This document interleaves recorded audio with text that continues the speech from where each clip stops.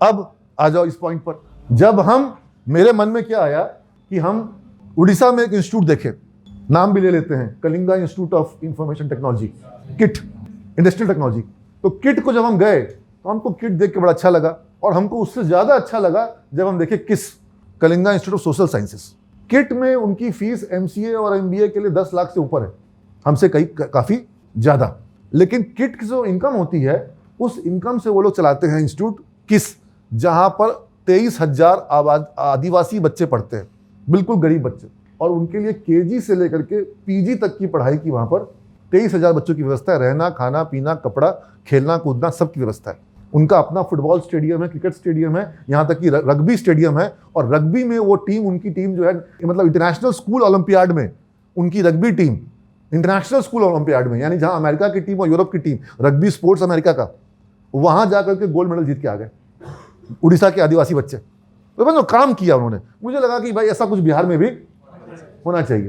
तो मैंने दशरथ माझी का जो गांव है, उधर में, तुम लोग में से कोई है उधर राजगीर की तरफ का, तो राजगीर में उधर में है सेवतर, हाँ, तो उस गांव उधर का जो इलाका था, मैंने वहां पर जाकर कुछ प्लॉट वगैरह देखा कि भाई वहां पर मैं इस तरह का स्कूल बनाऊंगा जो आदिवासी या गरीब बच्चे जो हैं, दलित बच्चे वहां पे काफी थे, वहां मुसहर टोला बहुत बड़ा, हाँ, जहाँ पे माझी ने रोड बनाया है, हाँ, तो वहां पर मैंने जमीन लेने गया मैं। लेकिन वहां सबसे पहला मुझसे सवाल क्या पूछा गया,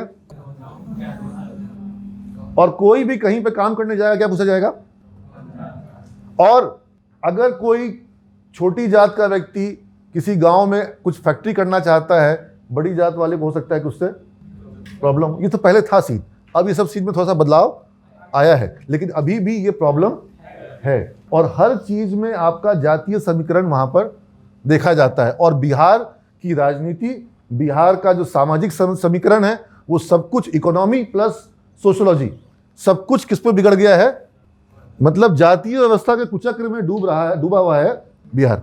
और आपने देखा जातीय सेना थी, नक्सलिज्म आया। क्यों आया नक्सलिज्म?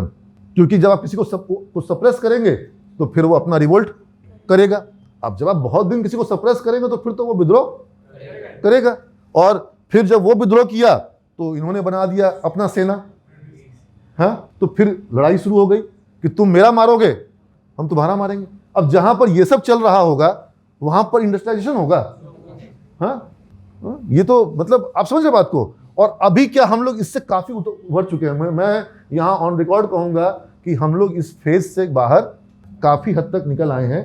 लेकिन क्या हम लोग जाति से बाहर निकल के आ गए हैं? यहाँ जो पढ़े लिखे लोग हैं वो भी जाति से बाहर। सबसे पढ़े लिखे लोग पटना में कहाँ मिलेंगे? Patna high court, barrister, advocate, senior advocate, जजेस।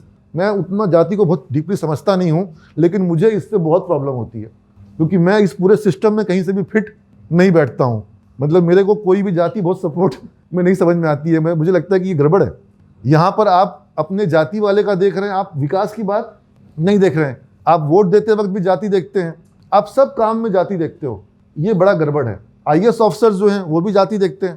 तो ये सिस्टम बड़ा खराब हो रखा है इस राज्य में। और जब तक अच्छा, अच्छी बात भी है। अच्छी बात ये है, तुम लोग यहाँ इस क्लासरूम में बैठे हो, तुम्हारे बगल में जो बच्चा बैठा है उसका जात तुम पूछते हो। तुम्हारा बेस्ट फ्रेंड किस जाति का, से कुछ फर्क तुमको पड़ता है? जानते भी नहीं हो, माथा भी नहीं लगाते हो, फिर आगे जा करके जाति के चक्कर में क्यों पड़ जाते हो? यहाँ तक मामला कितना अच्छा है ना? तो यही अच्छा बना। Education is a leveller. Education जो है वो सोसाइटी में लेवलिंग का काम करती है। एक ही बेंच पे डॉक्टर का बेटा बैठा है, एक ही बेंच पे चपरासी का बेटा बैठा है, एंटरप्रेन्योर का, ज्वेलर का बेटा बैठा हुआ है, अफसर का बेटा बैठा हुआ है, और सब दोस्त हैं। मतलब समाज में कौन आगे कौन पीछे, यहाँ आकर के सब बराबर हो गए। एजुकेशन लेवलर है। लेकिन अब क्या कर दिया भाई, IAS का बेटा है तो DPS में पढ़ेगा, यहाँ पढ़ेगा, पैसे वाले का बेटा वहाँ पढ़ेगा, गरीब का बेटा सरकारी स्कूल में कौन पढ़ेगा? मतलब आपने शिक्षा को लेवलर के बजाय अब डिफरेंशिएटर बना दिया। मैंने जो तुम लोग को बताया कि IAS की संख्या हमारी कम है, तो क्यों कम हुई? आज IAS की परीक्षा में हिंदी मीडियम का जो रिजल्ट है वो है 2%। 98% बच्चे हिंदी मीडियम के नहीं हैं। मैक्सिमम बच्चे किस मीडियम के हैं? इंग्लिश मीडियम के। अदर रीजनल मीडियम के भी ज्यादा नहीं है, रीजनल मीडियम के हिंदी से भी कम है। तो सबसे ज्यादा बच्चे किसके हैं? इंग्लिश मीडियम के। अब बताओ बिहार के बच्चे इंग्लिश मीडियम में क्या कर पाएंगे? कितना कुछ कर पाएंगे? जो तुम लोग को डाउट हुआ ना कि सर जो IAS का फिगर बोल रहे हैं उस ऐसा कैसे हो गया? तो तुमको अब समझ में आ जाएगा कि जब 2% का रिजल्ट है और 2% से भी कम हो गया, 1 पॉइंट समथिंग हो गया हिंदी मीडियम का रिजल्ट, तो जब 2% से कम का रिजल्ट है हिंदी मीडियम का, तो बिहार का बच्चा कहाँ स्टैंड करेगा? यहाँ पर सारे बच्चों को अच्छी इंग्लिश मीडियम स्कूल में शिक्षा मिल पाती है? नहीं मिल पाती है। तो आईएएस में हम लोग क्या हो गए? पीछे हो गए। Getting my point?